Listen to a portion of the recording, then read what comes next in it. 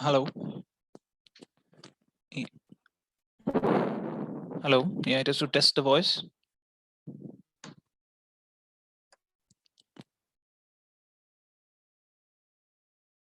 Hello. Yeah, it is to test the voice. Yeah, hello, sir. Good afternoon.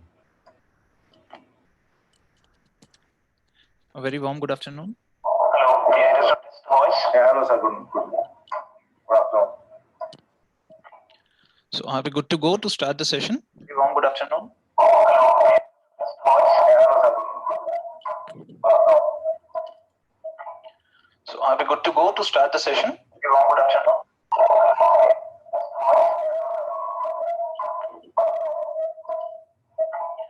So are we good to go to start the session? Very warm good afternoon. Right.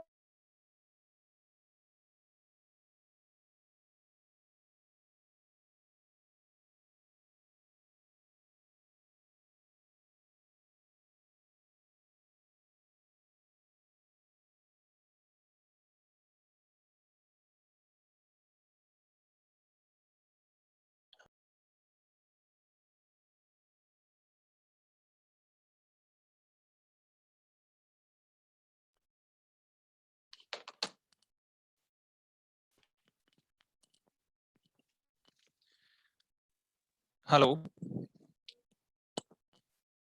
Yeah, a very warm good afternoon to all the participants. My name is Akash Deep Sharma. I welcome all of you to this webinar on concept HRBP. I hope everyone is in high spirits, safe and contained. Let me take a minute for first of all acknowledging the efforts of SBMC team here, specifically to Mr. Rahul and Ms. Saloni for organizing this webinar and creating this great opportunity that enables me to share my experiences in domains of strategic and functional HR with a group of professionals who I believe come from a wide spectrum of HR and related functions. Next, I would like to thank each participant who has joined this webinar simply for taking your time out and be here for this session.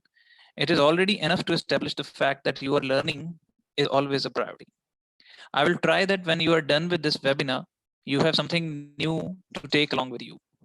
So let's start.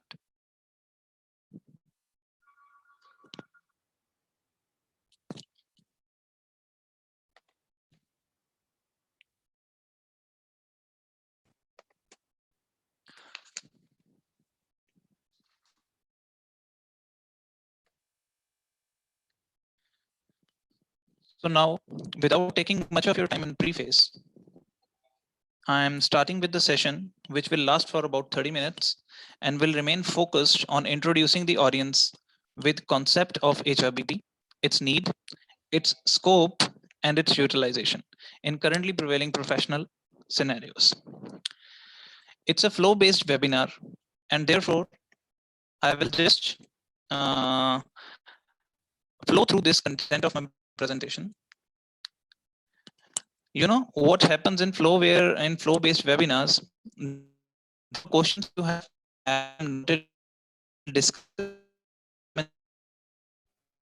usually in the flow-based webinars, what happens that it is very difficult to know for the speaker that whether the audience is flowing with you or not. You have actually, if you have actually lost them 5-6 minutes after of speaking, you actually come to know about it in the end of the webinar itself. It then get very funny and weird to just keep speaking alone. Then ultimately the webinar turn into a very boring movie, in fact, where everyone is just waiting to get away with it. Therefore, to avoid this, at very fixed intervals of this webinar, I will recap and reconsolidate whatever we have gone through so that you can pick up at a place where you missed it.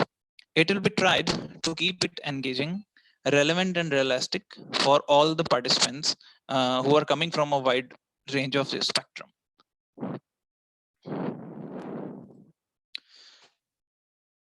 Let me draw the outline of this presentation first of all. What is this presentation all about? This presentation is based on 5 key point agenda. This basically states my objective from this webinar. First of all, I will tell you about myself. What is my competence over this particular topic about which I'm speaking? See, tell me that can you learn judo from an opera singer? Absolutely no. You have to go to judo teacher. Similarly, whenever you listen to a speaker about a particular topic, hello,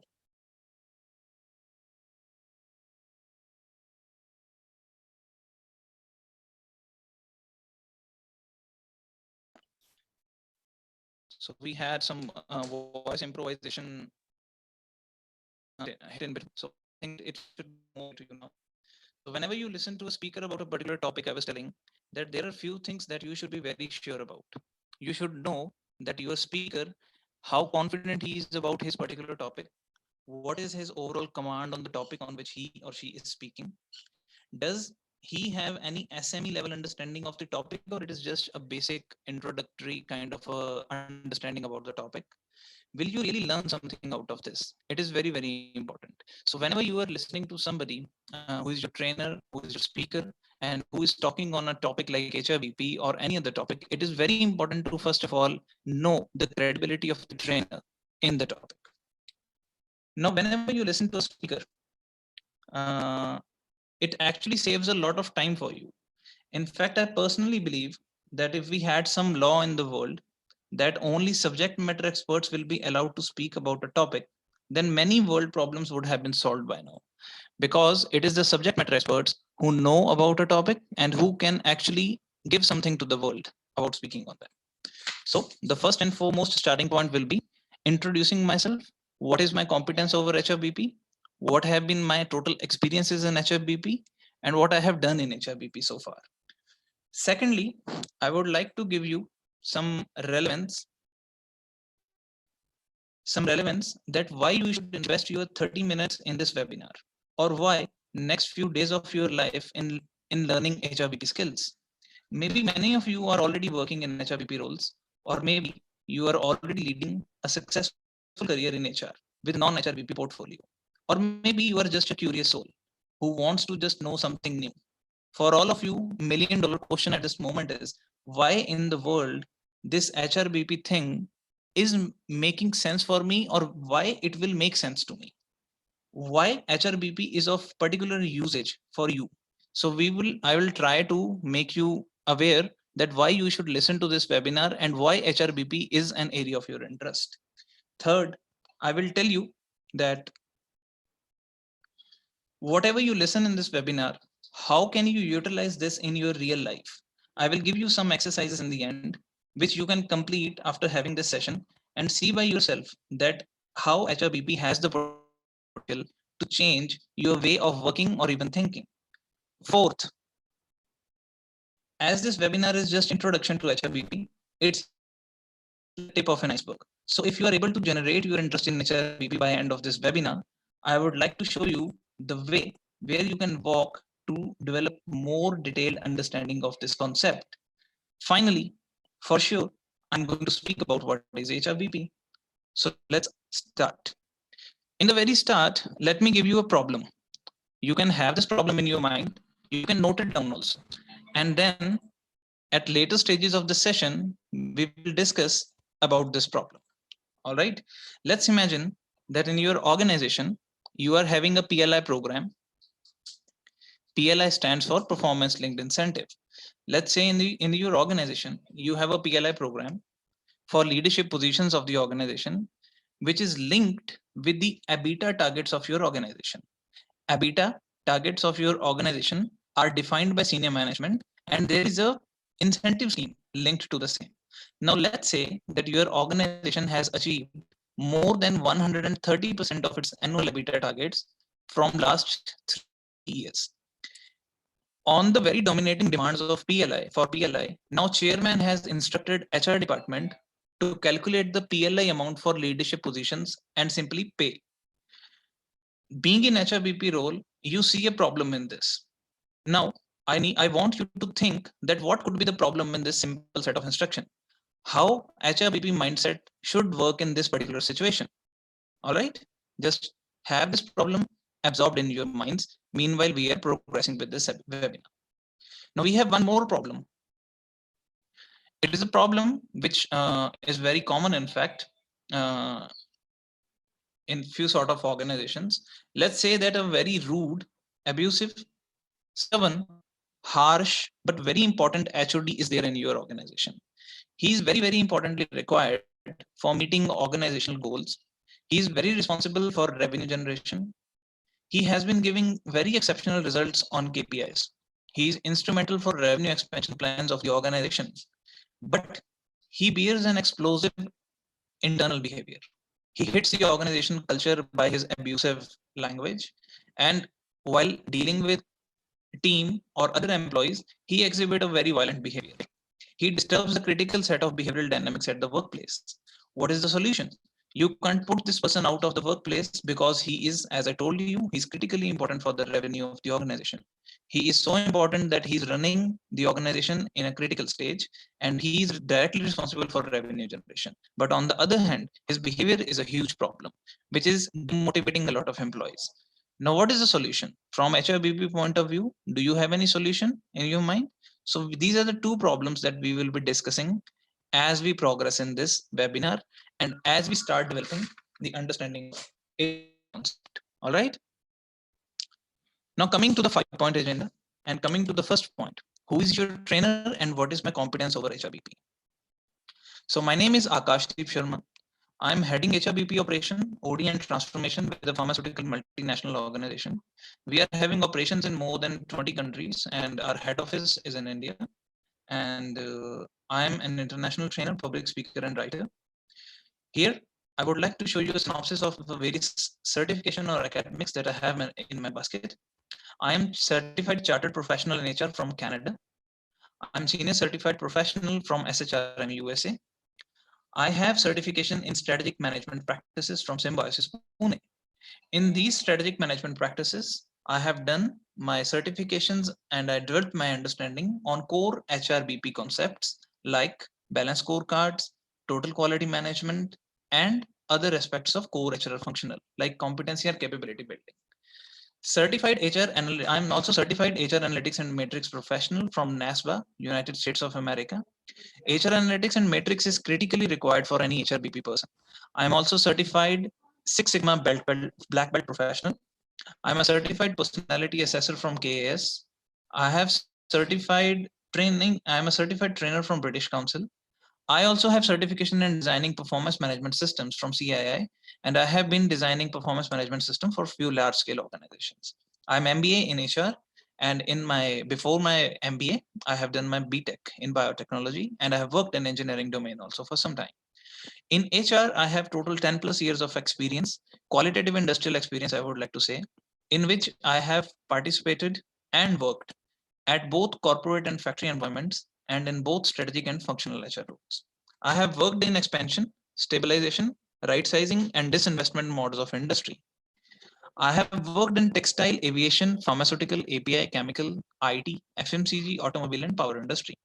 I have handled, designed, and delivered ROI-based strategic HR projects that include transformation, balanced scorecard implementation, OD interventions, capability building to support the overall business models of the organization. Here, I would like to tell you specifically about my working experiences in four different domains of industry. I have worked in expansion industries also that were going on expansion strategy. I have worked on stabilization industries stabling down. I've worked in right sizing organizations also. I mean, which has completed expansion after stabilizing, they are trying to right size themselves. And finally, I also have experience to look internal environments of a company which is the operations of basically correcting itself. So by virtue of these experiences in different type of industries and organizations, I have developed the understanding that how HRBP are these different environments. These are the different environments in which HRBP's expectations and performance criteria are completely different. So if you are an HRBP professional or if you are even a student of human resources and you see that one day you want to be into HRBP domain of these environments, and each of these environments require a different sort of treatment and different sort of attitude. I'll talk about it later. Here, I just wanted to establish to you that HRBP is something in which I have spent more than 10 years now. I have obtained all the academic certificates pertaining to the same, and I have very hands-on experiences about this particular domain. Now, in this presentation also, I'll be sharing with you some of my personal experiences that I had while working in HRBP role. So who's your trainer and what is my competence over HRBP has been answered. Because it's always important to set the credibility in any action, including your wish to be an HRBP certified professional, to bring credibility in your actions. Say you have joined here with an interest that you want to be an HRBP professional. So it is very important, first of all, that you bring the credibility in this wish of yours. You want to be an HRBP professional for what purpose? It is very important to answer. And from where you want to be an HRBP professional. There are different sort of courses, curriculums, certifications available about becoming a HRBP professional. But what is the right certification? What is a credible certification? It is very important to identify, because HRBP is not just a theoretical knowledge. It is something in which you are actually involving yourself at business level and making impacts at such a level that organizations are going to take decisions based on the advices of HRBP people. So it is very important to have a credible certification in HRBP, just as important as having a credible trainer who is going to give you concepts or conceptual knowledge or detailed knowledge of HRBP concepts. Now let's move further. Second point is why you should listen to this webinar. Now, see, we are already 5 to 10 minutes ahead in this webinar, but still I haven't told you that what is HRBP. I haven't yet started with the definition of HRBP. I'm insisting constantly on why. Why in place of what is always disturbing. It is frustrating because it requires a lot of patience. It tests the internal calmness and patience of an individual. Much of time of this webinar is gone, but since from the start I haven't touched what is HRBP, instead I'm focusing on why only. Why this particular trainer? Why HRBP? Why this webinar? Is it frustrating? But think, is it all about what? No. Say, let's take an example that you want to go for a certification. You want to go for a certification of human resource business partnering. So is it all about certification? Just certification? That is where most of the people commit a mistake and they turn into a failure when their certifications do not work for them. There is a data with me that shows that there are more than 1 lakh people who obtain and upgrade certification in their streams every day from renowned agencies in the world. But do all of them meet the purpose? No. Where do they fail? Where do they fail? Let me answer you this. Here, this I call golden circle of life. Golden circle of life is also known as a circle of influence. You know, it has 3 layers: what, how, and why. Usually, it is a common trend that people start moving from outside to inside. They first of all want to know that what is required to be done. Then they start find how it is required to be done. And in the last, they see that why it is required to be done. And it is rather contrary to what should have happened. Let's put this golden circle of life in today's webinar only. If I tell you that today's webinar is about HRBP, then what is answered? How I'm going to give you HRBP certification or HRBP concepts, then I would have talked about all the theoretical knowledge, all the certification practices, and in last I would have reached or tried to touch why. Instead, if you see and if you start from why, then your influence and understanding of the topic is much higher. You need to know that why HRBP, why HRBP is required in this world. Why do you require HRBP? Why HRBP is finding more and more relevance in coming times, and why it is replacing conventional HR functions. Once you have understanding of HRBP mindset, that why HRBP mindset is required, then it is very, very easy for you to know how to develop that mindset. Once you have developed that mindset, then what is just peanuts? What will simply be achieved? What will automatically answer itself? You will not have to quest for answering what. You will have to start with why, go to how, and then answer what. Many times it happens that you know what to do, but you are never able to figure out that how to do. This is because you start from what? You never start from why. Let's take example, a non-functional example, that you want to learn guitar, for example. Now, why do you want to learn guitar? You want to learn guitar because you want to see yourself performing at the stage. Okay, you pick up a guitar class, you go to the guitar, you purchase a expensive equipment, you start learning, and then you come to know, oh, it is very, very difficult to learn guitar. It is having so much complicated information involved. You have to know, apply two different minds. You have to know understanding of frets. You have to understanding all the complicated musical compositions. You need to know how to strum, you need to know how to play on the tabs, you need to know all the chords, you need to know all the process of guitar. So it is very, very difficult. In the how stage, you drop the idea of learning guitar because it is very difficult. Now why this happened? Because you started from outwards to inwards. You picked that you wanted to learn guitar, then you started pursuing that how do you want to learn guitar, and you never reached that why. But if you would have started from why, that why do you want to learn guitar, and then started after confirming yourself that okay, it is appealing to you, you want to learn to guitar because it satisfies you to your soul, it hits to your soul, and it is in compliance to your soul. It is not that you just want to, you are in love with the end process that you want to see yourself performing. No, but you are also in love with the process of learning that. So you go to how, and then what is just a peanut, what will simply be delivered if you have understood why and how. Similarly, 99% failures happen in how stage when they started from what. So that is why I'm not focusing upon at the very start that what is HRBP. I want you to take some time, uh, apply your mind, and understand that why HRBP, why HRBP is required. Once you have understood that why HRBP is required, then we will try to unfold that how HRBP mindset can be adopted. Once you have answered these two questions, then what is HRBP is simply nothing.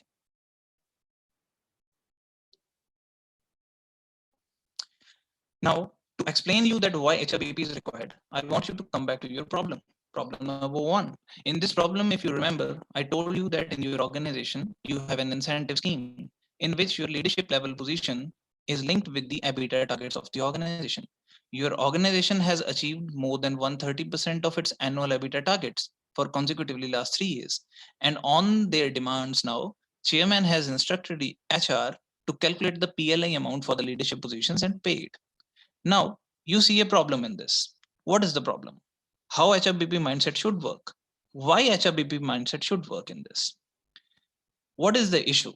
You are a service department. You have a PLI program already in place.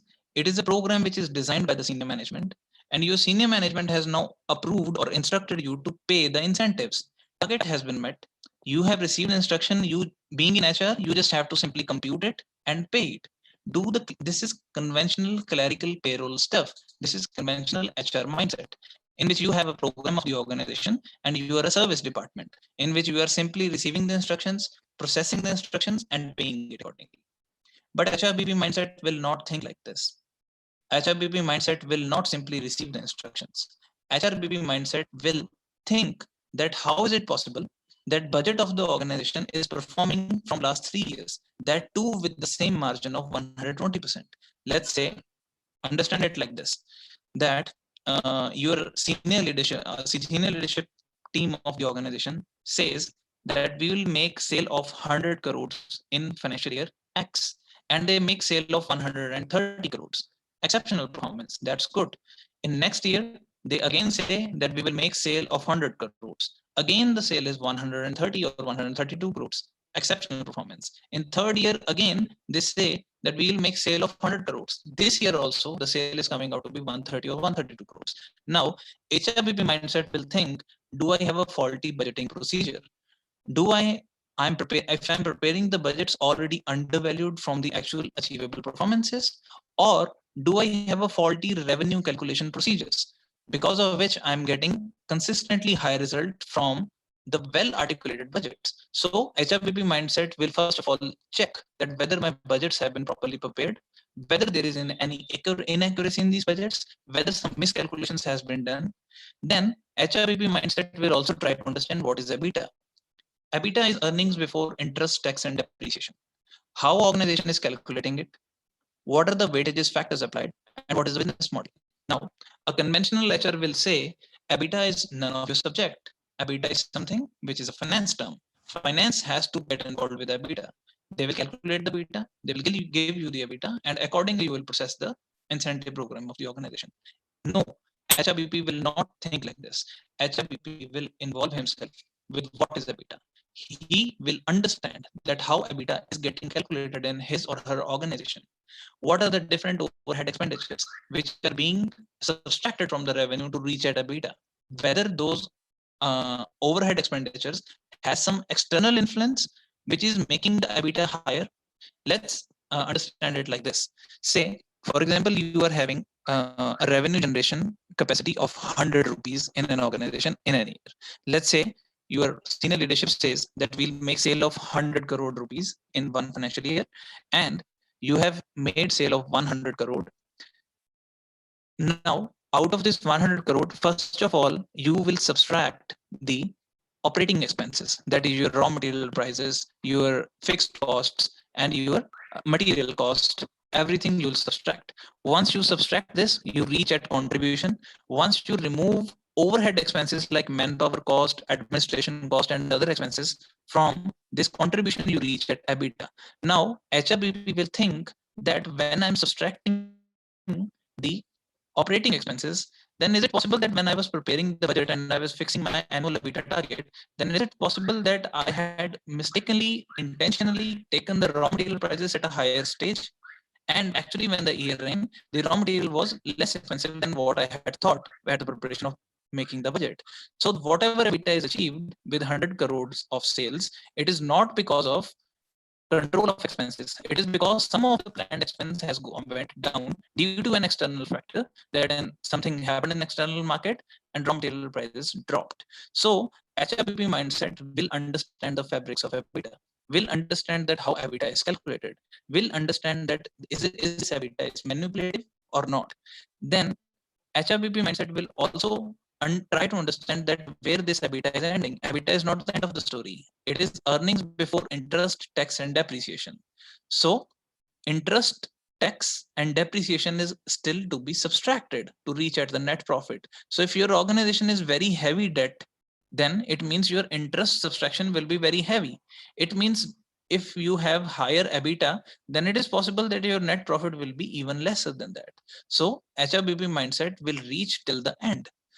And then HRBP will also think that if at this EBITDA, I'll announce 1 CR of PLI payments, then HRBP will check that how it is going to impact my personal cost ratios. If I announce this PLI and I give it to the people, then whatever revenue I have generated, as I have proved to you that revenue can be remain same, but EBITDA can increase. So my total HR cost divided by revenue, if it is increasing, then I will not suggest my management to pay this PLI, because it is like sitting on a time bomb which can explode at any time. So HRBP will give all these feedbacks to the chairman and govern the PLI payment program. HRBP will not just simply compute the PLI and pay to the leadership. HRBP will not work for the leaders, it will work for the organization. That is why HRBP is required. That is why HRBP is required in the organizations. So I was trying to answer you the question, why HRBP is required. HRBP is required because a function is required in modern organizations which can think holistically, which can not only think about one's perspective or one department's perspective, which can think about next 5 years, and in those 5 years journey can give honest feedback to the management about the various risks that are associated with that journey. So that is why HRBP is required. Now, why only HRBP? This question may also come to your mind, that why only HRBP? Because it is a universal future applicable and relevant everywhere in the world. I have traveled to more than 6 countries in last 10 years by virtue of my career, and everywhere in the world, wherever I have worked and whichever organizations I have seen, they have this parent equation: profit is equal to revenue minus sales. This is everywhere. This is working everywhere. So it is very important that we need to know that when this equation is working, then how HRBP can contribute to this equation as an overall picture. In HR, it is very difficult to find a universal skill. Let's say you move to Canada, you move to United States of America, you move to Australia from India, or vice versa. So all your statutory laws, all your labor laws, all your regulatory aspects will change in HR. You will not have the same gratuity calculations in Canada as it happens in India. Maybe some laws will come differently. Equity law will change. So all these laws, legislations, compliances, everything will change as and when you will change the environment, even within the organizations also. If you change one organization to another, these laws and regulations are going to change. So HR is going to change. In HR, the only universal skill is HRBP. When you understand human resource business partnering, when you are in the role of HRBP, then it doesn't matter then in which organization you are working. It doesn't matter in which country you are working. If you move from India to Canada, if you move any other country, then the computation of profit in every organization is going to remain the same. So that is why HRBP is a universal skill, which is going to work for you everywhere in the world in the similar manner. It is a value addition process. It is like an investment in future of yourself. HRBP professionals earn 5 times higher than regular HR professionals in a career span of 1 to 5 years. They grow at 30% higher rates than non-HRBP roles. Why this happens? Because they work in very, very close association with the management. They work in very close strategic plans. They help the management to devise the strategic plan. So they are always working with the upper layers of the organization. So when they are working with the upper layers of the organization, it means they have very accelerated career growths also. An executive in HRBP can sit on a table, discuss with the CFO or CEO of the organization in the same capacity in which managing director would have discussed, if the person is properly involved in HRBP role. So that is the power of being in HRBP role.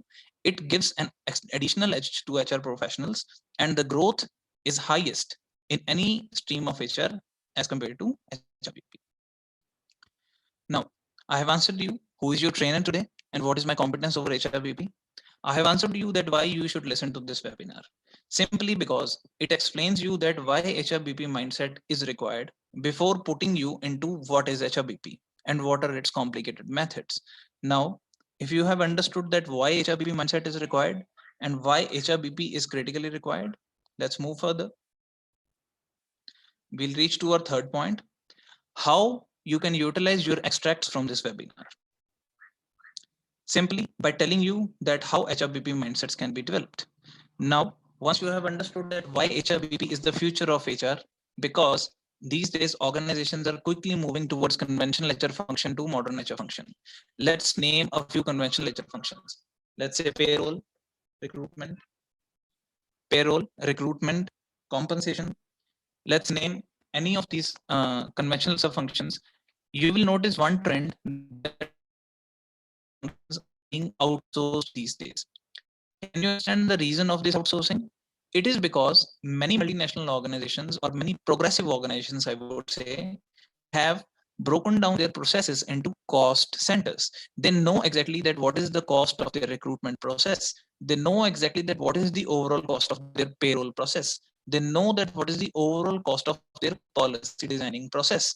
And they see that what is the cost of managing that process internally and externally. If ROI of managing that process internally is lesser as compared to managing that process externally, then they simply outsource that process. They do not keep that process for prolonged periods of time internal to the organization. So what happened to the people who are working in these processes? They also have to move out from the organization. So that is why HRBP is coming up very quickly in the market. HRBP is something which cannot be outsourced. HRBP is internally understanding the organization, making an impact. So how you can develop HRBP mindset? That is the question. Now we again come back to our golden circle of life. What, how, and why. So we will not start why. What is the mindset of HRBP? We'll try to understand why HRBP mindset is required to be developed. To develop an HRBP mindset, you need to develop the mindset of an entrepreneur. You need to start looking at the bigger aspects without missing the details. You need to align yourself with the overall business needs. For this, you need to understand how HRBP mindset is to be developed. Let us understand the journey of HR function. Okay. Since from 1890s to 1940s, HR was a function of systematic utilization of labor. This was the time when wars were happening, behavioral HR concept was yet not developed, and HR people were simply the people who were gathering the labor, putting them at work, driving maximum efficiency through mass productions. At this time, HR was just born, and HR was usually taken care by the functional heads only. In 1940s and 50s, after the wars and after the depression, when rehabilitation started, then Department of Labor Relations arises out from the need. In rehabilitation, whenever the employees were required, the people who had lost their jobs due to wars, they had to come back to the jobs, they had to restructure their economy. Then a lot of relation issues started happening. To manage those labor relation issues, Department of Labor Relation was formed, and this was the birth of human resource function. Slowly and progressively, when the behavioral concepts started coming up into HR function, and unions started playing their role in labor relations, and the consequences of poor labor relations were also observed, then the labor relation was converted into industry relations, where employers were also given their side of representation in these relationships. So this was the era of industrial relations. From 1970 to 1980s, Department of Compliance HR remained largely to be a Department of Compliances, IR and payroll, because it was the time when salary computation and meeting to the new laws was very critically required. Compliances were enforced, and people were more or less increasing their purchasing powers. Economy was reshaping almost all everywhere in the world. Second industrialization was started, and IT business was also taking its shape. So it was a time when Department of Compliances, IR and payroll started taking shape. From 1980s to 90, HR converted into personal management. New concepts like time management, salary, administration, policies, compliances, IR, general administration, these started coming up, and it was the first time when recruitment became a standalone function and it came to HR. Then from 1990s to 2000, the department took its conventional shape, which we know as HR function. It included recruitments, performance appraisals, training and development, compensation, industrialization, administration, and all other conventional sub functions that you can think in any conventional HR role. From year 2000 onwards, this became a department of people's operation. New concepts like manpower planning, career planning, competency mapping, and some sort of strategic inputs to the management started up. Companies started understanding that HR is not just a backend operation, HR is not just a support operation, but HR can also act as a partner in devising the overall strategies of the organization and implementing the strategy of the organization. So that is where after 2010 onwards, the trend of SHRM or HRBP concepts started taking up pace, which has now reached to enough maturity that these days, very confidently, it can be said that in coming 4 or 5 years, HRBP will be the primary HR's role in any given organization. Take an example of ongoing scenario itself. We know that we are at currently entire world is fighting COVID pandemic. In this COVID pandemic, can you answer that what has changed with the organizations? The only thing is this, that when COVID the world was not prepared for it. Similarly, the organizations were not prepared for it. Many had to close down their operations. Many had to deflect their sales plan, manufacturing plan, and they still had to manage with the salaries of their employees and other expenses. They were not ready to buffer these expenses. So it was a huge change. Now imagine a big ship. A big ship is going on, and all of a sudden an iceberg come in front of that ship. Now this ship is required to be in proper alignment. Each and every department of this ship is required to be in proper alignment with one another, so that when engine room reciprocate, the entire ship takes a turn immediately. If there is a delay in taking the turn, it is going to strike the iceberg. So all the departments of the ship, everyone who is working on the ship should be in close alignment with the captain of the ship. This is the role of HRBP. HRBP sits with the captain, that is the top management of the organization, understand that whatever is going on the console, and ensure that even the smallest person in the organization, even the deck cleaner of the ship, is thinking the way the captain of the ship is thinking, so that whenever a sudden change is required, they can make the entire ship turn quickly before losing its momentum or before striking the iceberg. HRBP function do not think just about HR. HRBP function do not think about this is not my job or that is not my job. Marketing is not my concern. Financial equations are not my concern. Operational equations are not my concern. HRBP people involve in all these functions from at grassroots level. HRBP understand that what is happening in marketing of my organization, what is my sales plan, what is my financial capital cost, what is my debt structuring, what is my EBITDA versus debt ratio, what is my debt leverage potential. HRBP also understand that what manufacturing processes I have in my organizations, what is the manufacturing bottlenecks, what are the challenges of manufacturing, what happens when something changes in manufacturing, what are the regression equations, the correlation equations working between quality and operations. So HR has to have in-depth knowledge of all the of the organization, because now HRBP is not just acting as an advisor to them. HRBP is devising strategies for them. HRBP is aligning them with the overall strategy of the organization. Let's assume that a HR person who has remained at a conventional role of salary preparation, recruitment, or simply doing basic things, if he is required to go to the shop floor and analyze the process which is going on at the shop floor and suggest 2 or 3 changes or kaizens in that process so that its alignment or its overall efficiency can be increased, can he do that? No, he cannot do that, because that technical process has many small fabrics of technical know-how. So it is very important that HRBP person understands that whatever manufacturing is happening in my organization or whatever process is being followed in my service organization, how it is linked with the overall business model, what is going to change when I change something. HRBP works at strategic level, tactical level, and operational level, at all the levels. Conventional HR function works only at the operational level, or sometimes they reach a tactical level, but HRBP starts at strategic level. It understands the strategic maps of the organization, in fact participate in developing those strategic maps.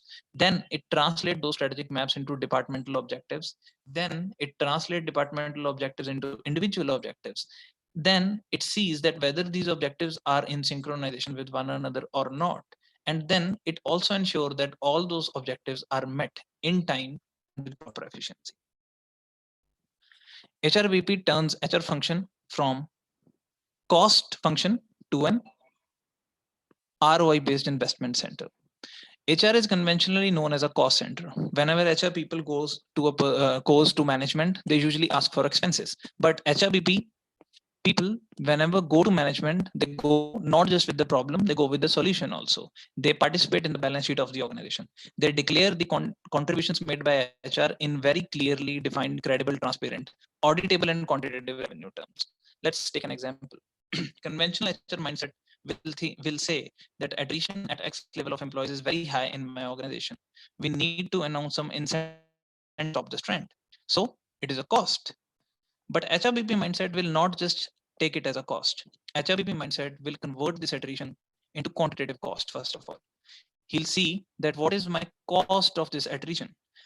He'll then compare it with the cost per hire and then evaluate that whether it is of any use to interfere in this attrition or not. Maybe my cost per hire is lesser than attrition. So why then I should control my attrition? Evaluate the attrition subsets, like what sort of people are leaving the organization, what is the overall knowledge leakage when attrition is happening. Maybe it is a good attrition, the people I want to leave the organization, they are leaving, then that is fine. But HRBP will identify root cause analysis of attrition, that where attrition is happening, what sort of attrition is happening, what is the cost of that attrition, should I stop this attrition or not, is it overall a good attrition for the organization or it is a bad attrition of the organization.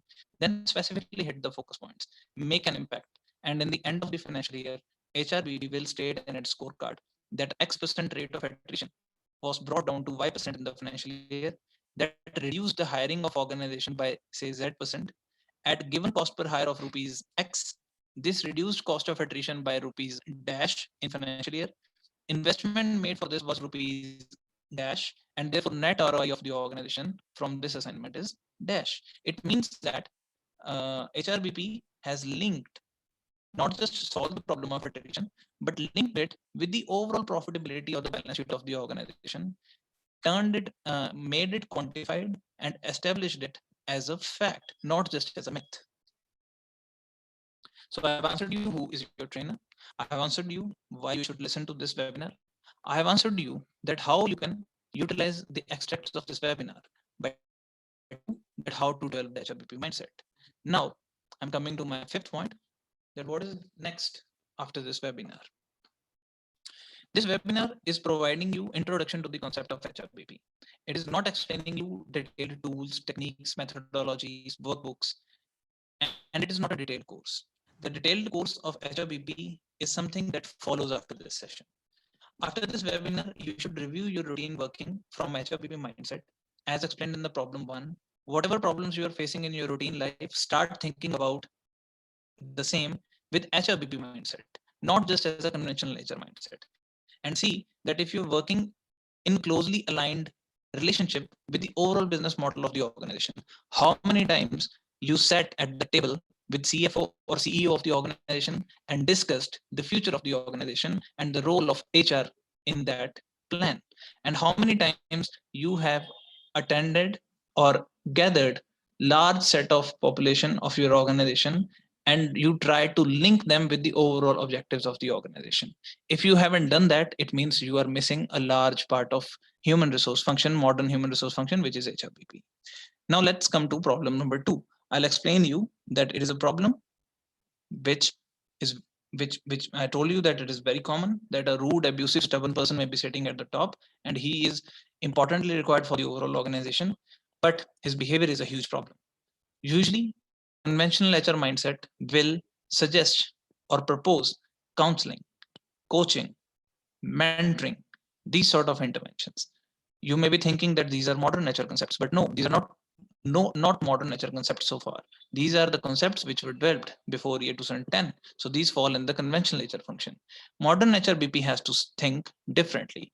Modern HRBP has to think at the strategic level, and modern HRBP has to think that how I can shift the behavior of this person by using the behavioral science. We call it 360-degree methods of behavioral targeting. Let's say HRBP, before reaching to the solution, need to understand what is the problem. So you first of all need to see that is there something wrong with the value system of your organization that has permitted to have such a bad behavior position at such a critical role in your organizations. If you have a bad behavior sitting at the top, then it is not just failure of a person, it is failure of entire value system. Need to evaluate as HRBP person whether your value system is correct in the organization or not, whether this value system is properly established, whether this value system is properly working or not.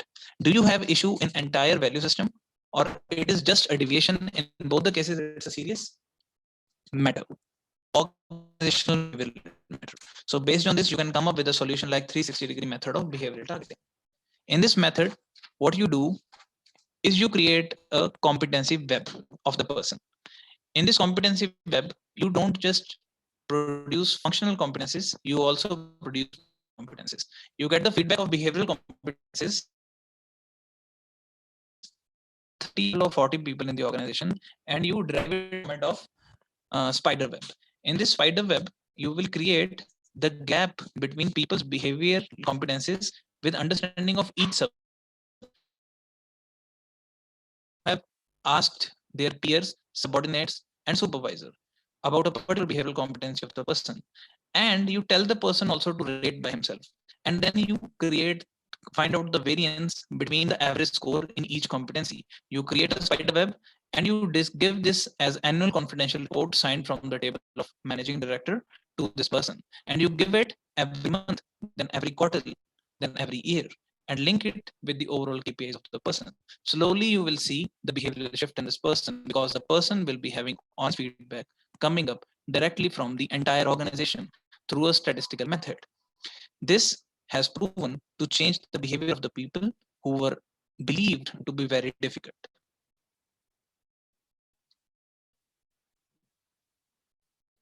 So what is next after this webinar?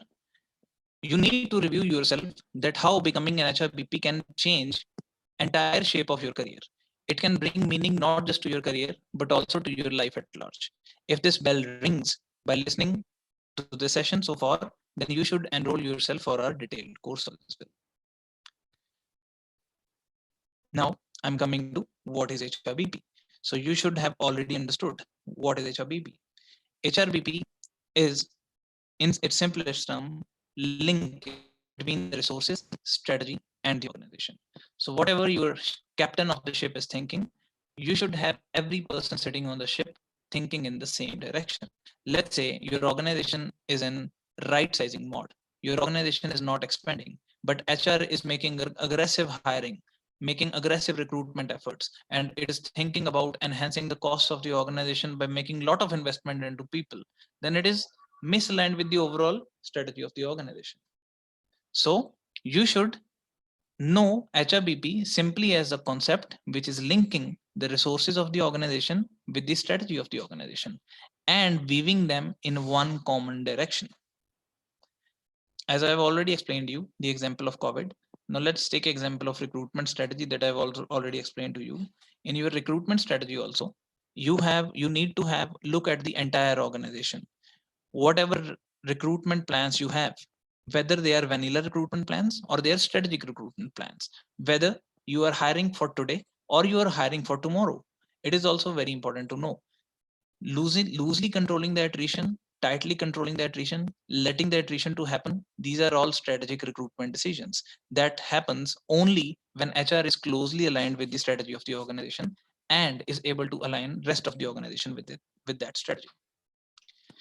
Some method, tools, and techniques of HRBP that will be covered in detailed course with case studies are strategic mapping and alignment, HR process design, CHRIS and its role, ROI-based quantitative investment commissioning, OD interventions and change processes, performance optimization, quantification, and rationalization, organizational right sizing and operational rationalization, competency and capability maximization, balanced scorecards, 360-degree feedback methods, mathematical models, and other correlation checks. Now, why SBMC's particular course of HRBP? Again, I'm insisting on why. Why SBMC? Why HRBP? I have already explained to you that it is the need of the coming times. In coming times, in another 3 or 5 years, HRBP, in fact, in today's organizations also, people who are becoming head of the departments in HR department or the people who are coming out as CEOs from HR, they all belong to HRBP fraternity. So that's why HRBP is critically required in one's career development. But why SBMC's particular course of HRBP? There are other HRBP courses also available in the market.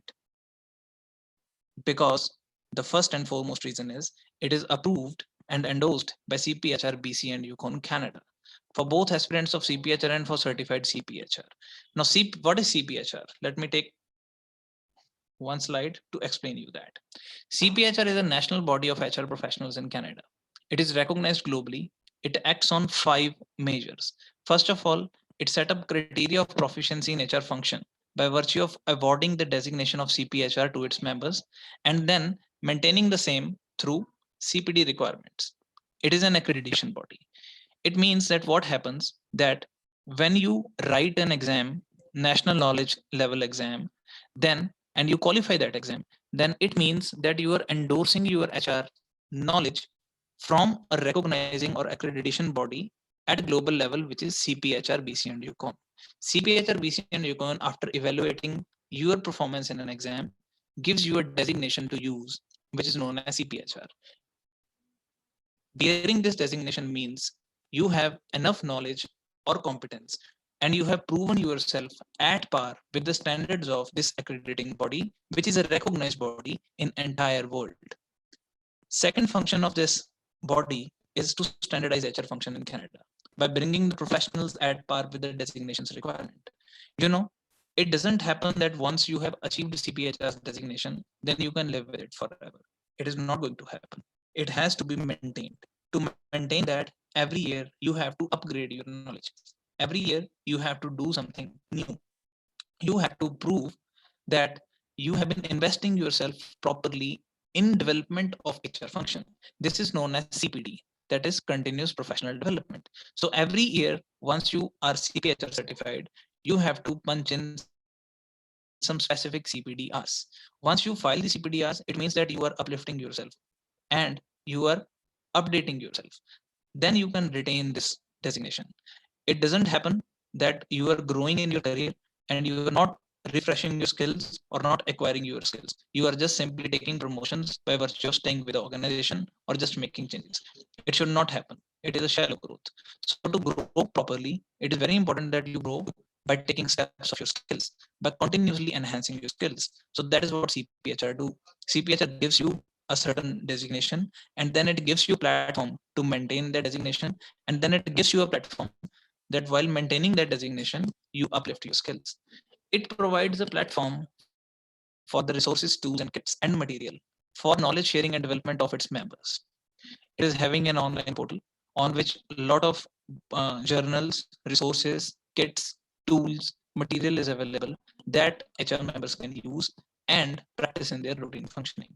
It provides suggestions, case analysis to the regulators, lawmakers, universities, and industries to develop HR related guidelines. See, let's imagine that Factories Act is getting revised in India.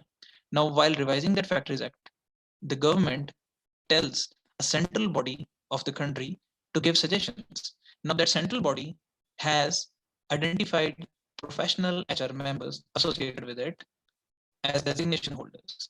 That body asks the suggestions or ideas from all of its members who are actually working in the industry. Now, these suggestions are given to the government to frame a law. So, based on this, the law will be more practical, industry oriented, and solution oriented. Next, this organization facilitate the international flow of HR knowledge in Canada. Whatever people are coming to Canada, it ensured that they are aligned with the local conditions of HR framework in Canada and align them with the local workplace. So in a way, it acts as a development partner for its members, for its industry, and for the society at large. Now, the wonderful thing is that all the courses given by SBMC, including HRBP, are approved and endorsed by CPHRBC and UConn. It means that when you complete these courses, you get CPD credits. If you are a CPHR designation holder, you get credits to maintain your designation. If you are not a CPHR designation holder, then you get a certification in HRBP endorsed by CPHR. So if you tomorrow move to Canada or anywhere in the world, you have a certification which is globally recognized and very, very specifically recognized in Canada. Second part is our curriculums are designed based on systematic learning curve principles with real world examples and case studies. It's not just a theoretical course certification. In today's webinar also, I have tried to explain things in a golden circle of influence. And in this golden circle of influence, I have tried to touch two problems which are usually faced by conventional HR people in any given framework. So a conventional HR will see those problems differently, but HRBP will see those problems very differently and come up with very different solutions, amicable solutions, win-win solutions. So our majority of curriculums are designed in a way that it will be plotted in a systematic learning curve principles. Whatever you learn will stay with you. It is not just a certification is done and whatever is being understood in that is gone. No, it is going to stay with you for a relatively longer periods of time, because whatever you will be learning from real world examples. Our trainers are not mere academicians, but real industrial people who have successfully delivered on their subject topic. These are not just teachers, institute people, or just academicians who haven't seen industry from last so many time. People who will be giving training on these courses are the one who are there in the industry, who are currently serving in their roles and are just sharing their experiences with you. It's not just with HRBP. SBMC provide many advantage plus based certifications that will give practical edge in your functional competencies. And all these courses are CPHR Canada approved. Brief list of courses that are currently available are HRBP concepts, rules and techniques, performance design systems. In performance design systems, if you ask any HRBP professional that what is the future of HR or HRBP, then they'll say performance design systems. Those organizations who have effective and efficient performance design systems in place are great organizations. They are able to identify that who or which function is performing well, which is not performing well, where is the improvement area, how that improvement area can be tapped. They know exactly where to hit, what to hit, and they are able to adopt to the changes and make it through to the challenges. Next is designing HR processes and systems from the scratch. if you are new to HR, or you are joining an organization which is just starting up or reinventing itself, re-engineering itself, and you need to develop the entire HR processes from scratch to the top, then it is a course for that. Role of HR analytics in performance optimization.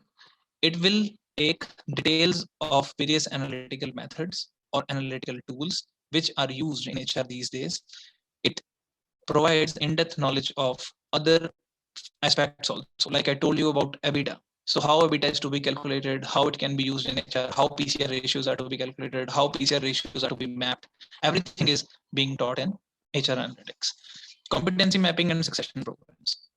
These are the programs which are very popular these days. Any organization who is not growing, despite of having everything correct, need to look into this aspect.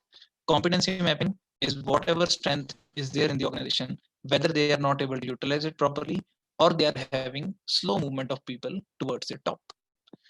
Next is total quality management and lean philosophy. These are manufacturing excellence related concepts. For any HRBP person, it is very important to have these concepts uh, by going through the certifications, by practicing these concepts at the floor, so that HRBP people can communicate with the technical people in their own language. Workflow studies, manpower rationalization, and operational optimization is the next part. In this part, many organizations who are having expanded aggressively, and now they want to right size themselves, optimize themselves, they do these sort of operations in that. Manpower rationalization is correcting the organization, not just removing the manpower, but correcting the manpower. The art of learning, OD interventions and planning method is another course. Apart from this, behavioral science topics are also there, like personality index development, performance maximization, art of motivation, what is the science of happiness index in the organization, how this happiness index can be enhanced, what is business research and its role, what is the right sizing of organization from industrial psychology aspects. If you want to enroll yourself in any of these curriculums, or any of these curriculum develops an interest in you, you can contact SPMC team for scheduling details. Now, I'll come to the Q&A sessions. I'll take your questions and then we'll see. वही है ना वो अपन ने वो फेरोसन कराता रहता था, बुलाता था वही ना, और वो अच्छे से जानता है वो, मतलब face to face.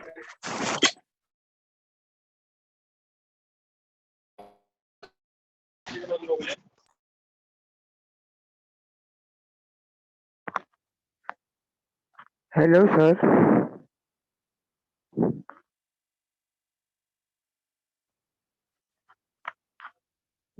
Hello, sir. Hello. Yeah, good evening. I am Rohan Mutaraya. Yeah. Yeah, the question from my side is the today's session was very impressive.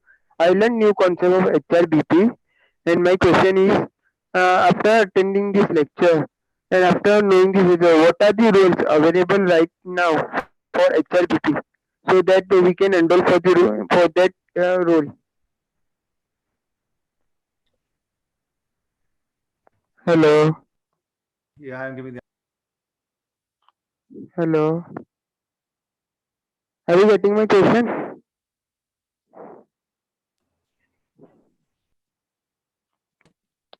Hello.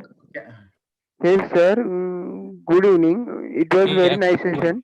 It was Thank very you. nice. Yeah, and I learned a new concept known as HRBP. Right. But I have one complaint and I have one question. Can I give both? Yeah, the session which you have conducted was not clearly. The voice was very breaking. The voice was breaking. The voice was very breaking. And my question is, what are the roles right now available in the corporate for HRBP? What are the roles? Roles available in the corporate if I want to do HRBP role. Right. See, HRBP, whatever the roles, what I understood from your question is that you want to know that what are the different roles that are available in today's framework, right? Yes. Okay.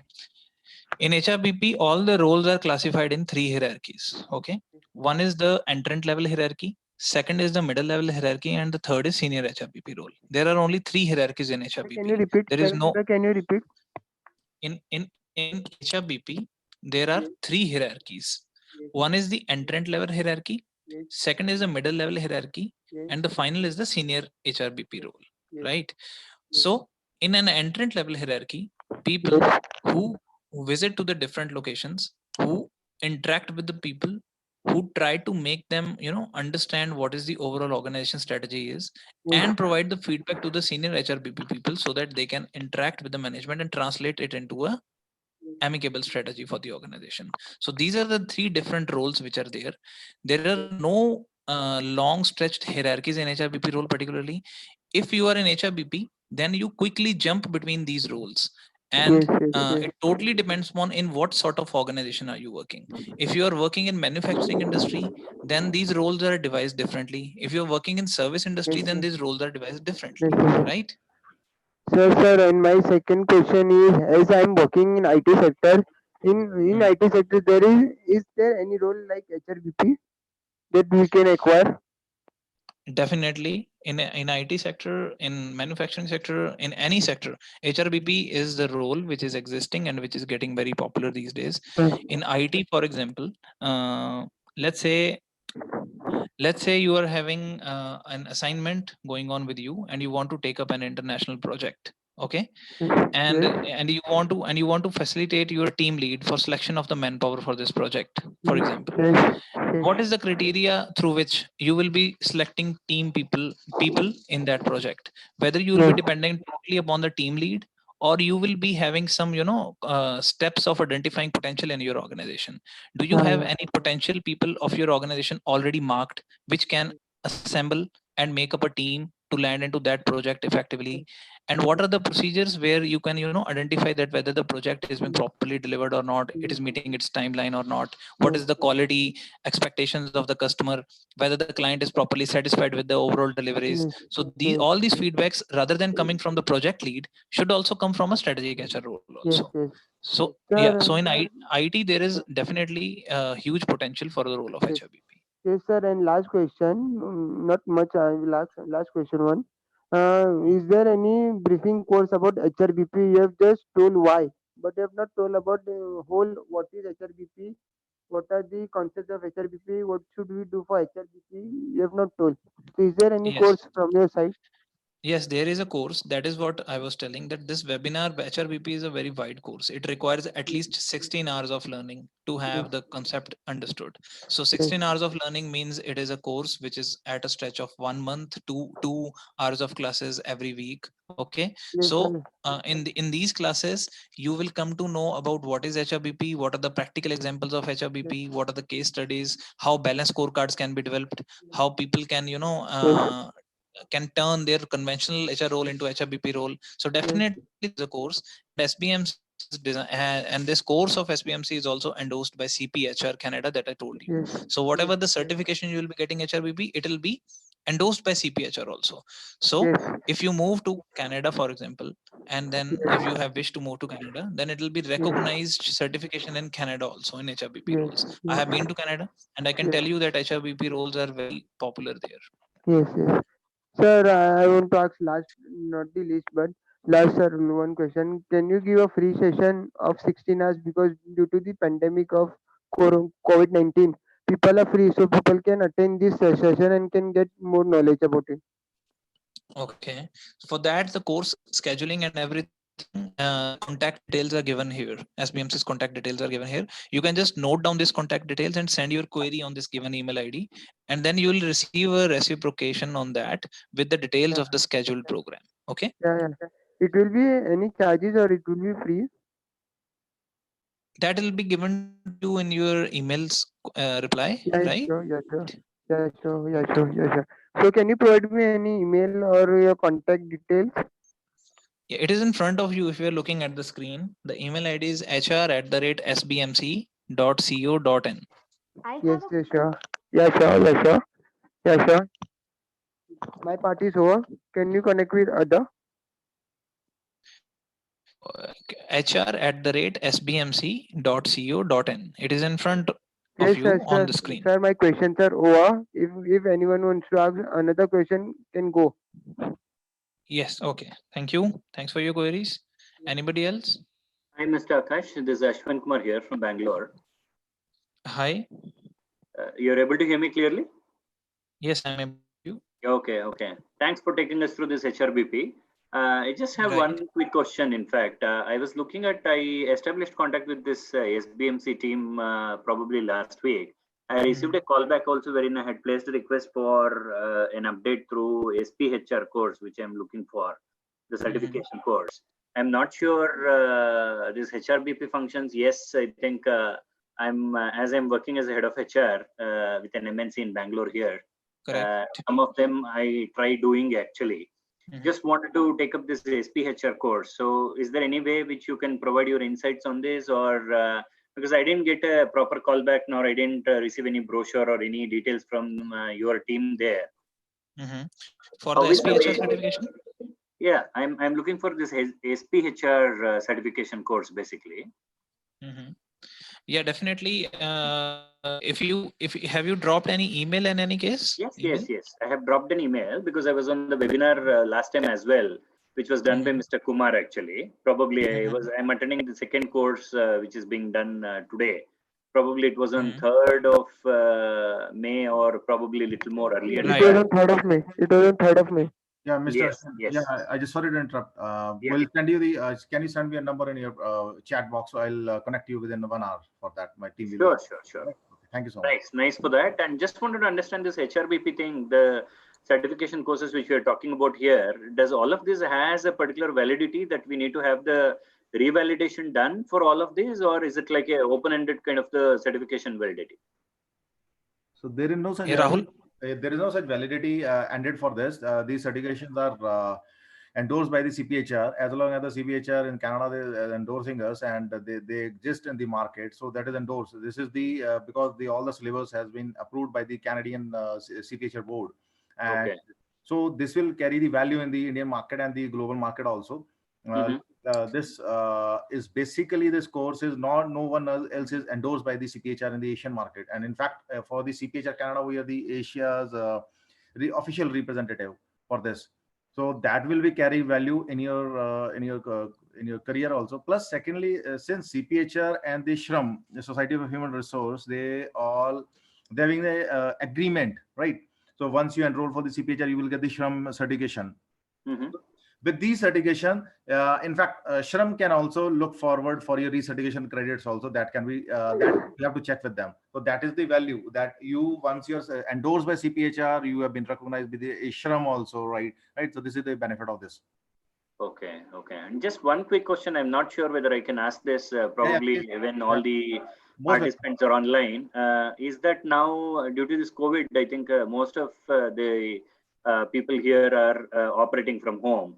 So I just wanted to understand now the classes what have been told by Mr. Akash, and also probably during your webinar last week. Is that like this courses would be like 2 hours every week kind of a thing, or like 4 hours max every week? Is there a way out in case somebody wants to opt for these certification courses and they want to take continuous classes like every alternate day or every day? Would that be possible actually in any way? Yeah, that will be possible. That depends on the these are the tailor-made course. You look into the HR fraternity. So since most of the since before the COVID, everyone was busy till 8 o'clock or 9 o'clock. So sometimes people they say that we are going to join on these weekends, or sometimes on the weekdays in the late evening hours. So we can conduct the training program as per the requirement, so that if in case you want to complete it faster within 15 days or something, so you can have the regular classes for that. That can be customization also would be possible in terms of the requirements. Yeah, that can be done, right? Oh, that's nice to hear. Yeah. Okay, what I would do, I'll leave my numbers and my mail ID on the chat box. If somebody can reach me and take me through in detail on the courses what I'm looking at, that would be helpful, because I would need to look into that and then probably take a decision. Okay, done. You send me the private. I'll send you. Sure. Thank you so much. Thank you. Okay, I have a question. May I? Yeah, please carry on. Okay, so this is self-paced program, or we have an online learning from the like we have a trainer who's running the live show classes? This will be live classes on the online, just like here Okay. we just it is just like here you're doing attending the webinar. That's where that like it will be interactive session. Okay, so it's not a self-paced, right? Like you just go and you have the material set up and everything. No, no, because that concept normally doesn't work because you have a lot of queries. In fact, we have Exactly. the recorded sessions also for this.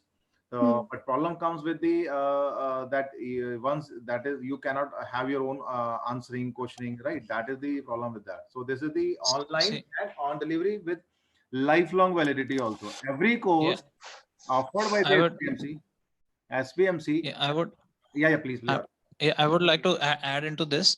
See what happens that if you understand the concepts of learning curve also. See, we just had a webinar today, right? Hmm. In this Yes. webinar, it was like a one-way communication. It was like a person who is speaking, and it was like just watching a YouTube video or a YouTube audio, something like that.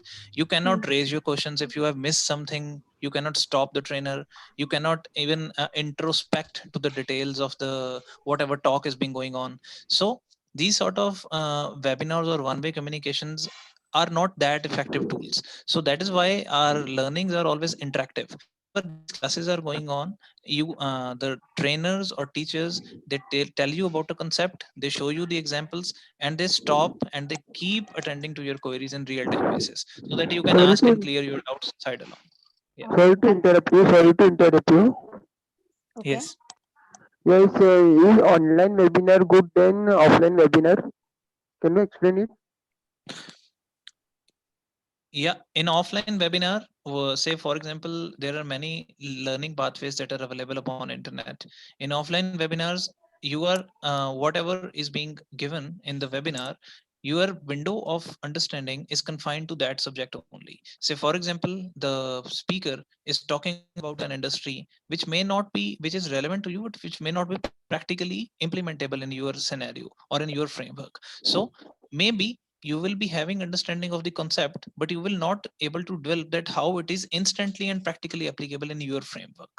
In online webinars where you are just listening to a video or you're just listening to a sound, it is good to develop the concept or to have the know-how, but to have a detailed understanding and make it understandable at a practical aspects and implement the same in real time basis, it's always a challenging in those cases. So in this way, in learning paths, an interactive session, an interactive classroom kind of a setup or a course setup, online classroom kind of a setup where you can ask your queries, stop the trainer, is always better for the learning curve. Yes, sir. So last Take an question. example like take an example like now only you are asking me questions and I'm giving you answers. That is why you are able to understand the question and answer round properly. If Yes. you are having at no liberty to ask the questions and we just keep delivering it, then it definitely removes the efficiency of learning, you know. Sir, last question. Last question. Hello. Yes, yes. Yeah. If we replace a man from a robot, and if a robot conducts a webinar, if the doubts are clear from that robot, It depends upon like what sort of training you are having. If you are going to have an instructional design sort of a training in which you simply have to, you want to learn a skill, let's say to learn Excel. In Excel, there are some functions that you want to learn. You want to learn VLOOKUP or HLOOKUP, and then you have a robot who knows that, or a programmed version who knows that how to apply those functions. You don't have to really ask any questions. You just have to see the video, apply the same. Then it can work. But in behavioral science, specifically in HR, where there are so many different perspectives to a situation, where there are so many questions, where there are different, so many environments in which the different circumstances in which things work, you cannot have a robot to give you trainings. You have to have sir, a real like person who has sir, worked in those environments. Yeah. yes, sir, like psychometric test. If we apply to a robot, robot can't help me in psychometric test. We have AI tools, artificial intelligence tool for Yes, psychometric analysis also, but yes, their efficacy and efficiency is not that much, because in psychology also there are thousands of permutation and combinations that you have to apply while assessing a personality. So you can have a tool and technique, you can have a robotic or a configured or a programmed website to put in your questions or put in your surveys, but ultimately you need an interpreter who can check the variables and Yes, give you sir. feedbacks about those variables. Yeah. Yeah, Omita, I Yes, think sir. Omita wants to, she has raised the hand. Yes. Yes. Sir. That I had raised it long back. Not a problem. I was able to get my answers. Okay. Okay. Okay. Anyone from the group who wants to, any Thank query you. regarding HRBP, strategic HRBP? Thank you for answering my questions. Your own. Okay, thank you. Hi, Akash. This is Jeevatharani from Coimbatore.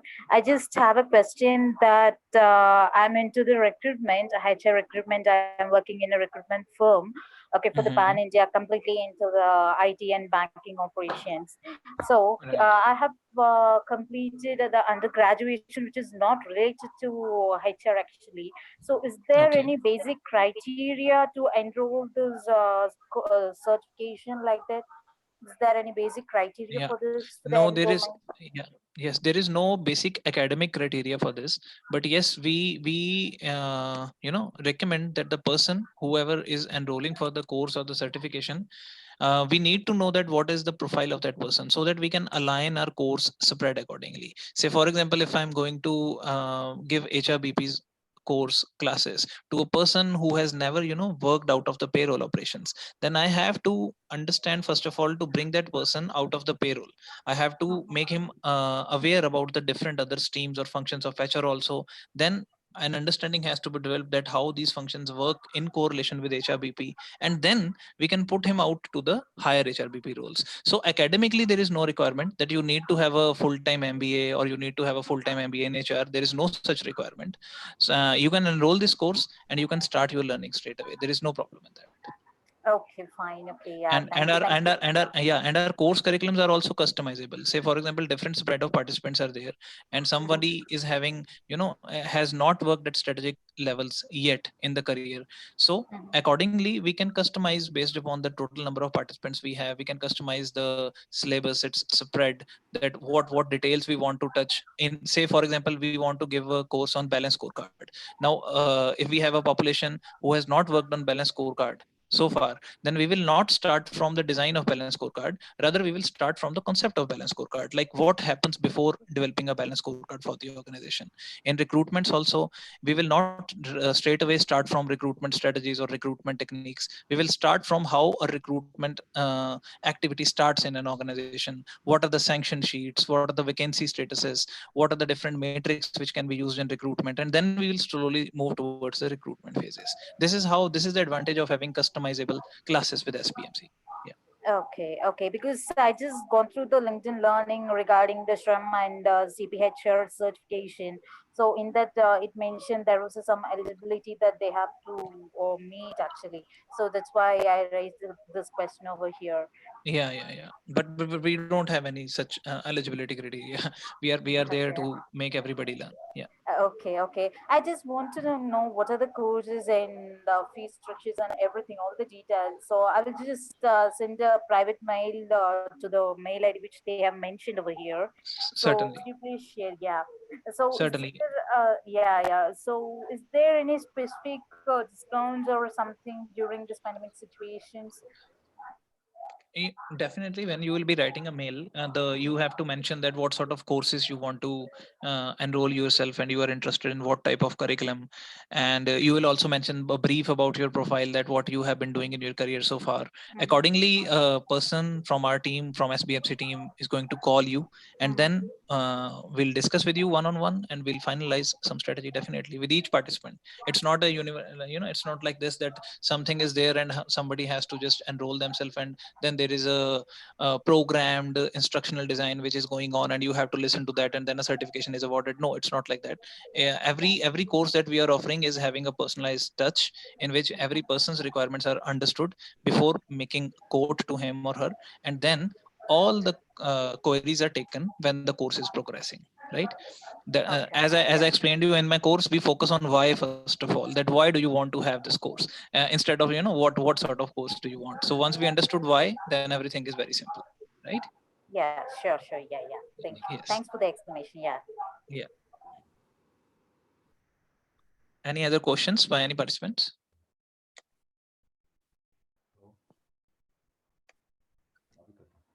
हाँ हाँ, ठीक है Any other question from the participants? No, this is Ashwin Kumar again. And as you advised, I have shared my contact details privately to you on the chat box. Okay, I received that. Yes, please. Okay. Thank you. If somebody can reach me out, that should be great. Right. Okay. Thanks, Mr. Akash. I think the details were very brief and it was nice. Thank you, Ashwin. Thank you. So,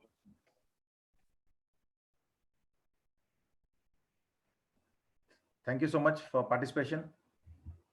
And sir, will you be providing a certificate for this session? Yeah, send me your email ID on the private on the chat box. We'll send you, right? Yes. Okay. Thank you so much. Yeah, I have one question. Okay. Yeah, please. Yeah, I wanted to know actually what level these HRBPs are usually there in the organizations. At what level, manager level or below managers or above? Okay. Or it depends, yeah.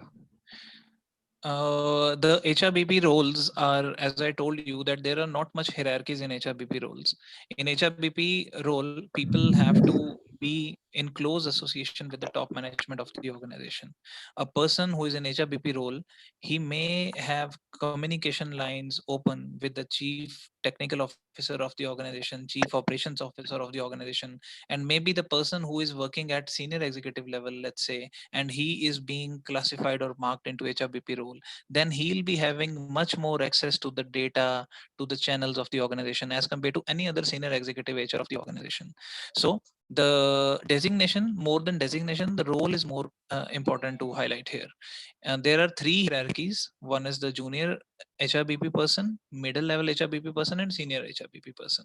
There are usually three hierarchies in the roles of HRBP. And the junior I would say will stretch from assistant manager to junior executive level, and then the middle level starts at deputy manager to say AGM DGM level, and assistant general manager or deputy general manager level, and the senior HRBP person starts above deputy general manager level to the VPs and senior VPs level. Okay, But it totally depends upon the organization's philosophy, how they want to place HRBP people, how they want to involve them into the different roles. It is in fact a part of the strategy mapping process, that whether they want to make their HRBP people sit at their facilities, at the manufacturing sites, at the operational sites, or they want their HRBP people to be at the corporate office and travel to the different locations. It totally depends upon how an organization has their strategy maps and how they see HRBP in that strategy. It totally depends on that.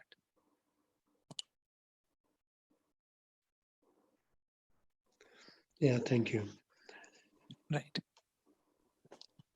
Thank you so much for giving your time. I think someone has joined. Akash, you want to give the closings? Okay, thank you everybody. Thanks to all the participants for being here. I know that it was a flow-based webinar. Maybe it was a one-way communication, but the crux that I wanted to communicate through this webinar is that HRBP is a need of the future HR function. HRBP people are involved at strategic levels in an organization. They are the process owners, not just the process drivers. They understand the strategy of the organization. In fact, they help in developing the strategic maps of the organization. Then they work at the grassroots levels to link every process, every individual of the organization with that overall strategic map. They derive the deliverables of those maps and ensure that there are monitoring systems, control systems in the organization to ensure that those deliverables are being properly delivered in the organization. And whatever changes are happening in the market scenario, HRBP people ensure that the organization is always ready for those changes. Successions are properly developed. It keeps the organization ready for the future because it is the future. So if you want to enroll yourself for human resource business partnering role, you can contact on these given numbers and email IDs.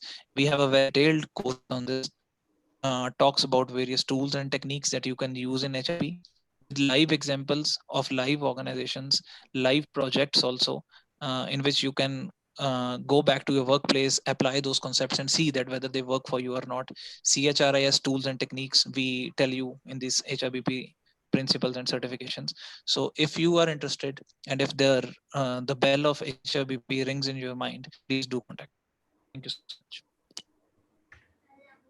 Thank you so much for giving a valuable time. So we look forward to the, joining the courses and for the new webinar.